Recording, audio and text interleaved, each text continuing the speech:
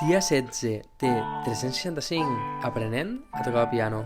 Avui, després de practicar molt poca estona Green Sleeves, m'he ficat a practicar el blues, ja que portava uns dies deixant-ho de banda, sobretot perquè hi ha una part que no em sortia, que és justament aquest canvi que faig d'estar tocant el típic swing a fer l'acord de sol amb octaves.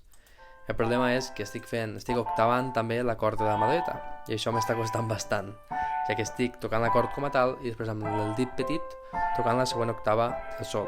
La veritat que per mi és bastant complicat. I avui el que he fet ha estat baixar la velocitat al màxim, primer fer només una mà, després tornar a fer les dues mans, però una velocitat molt lenta, un moment que estava treballant a 40 bpm, així que super lent per crear bona memòria muscular.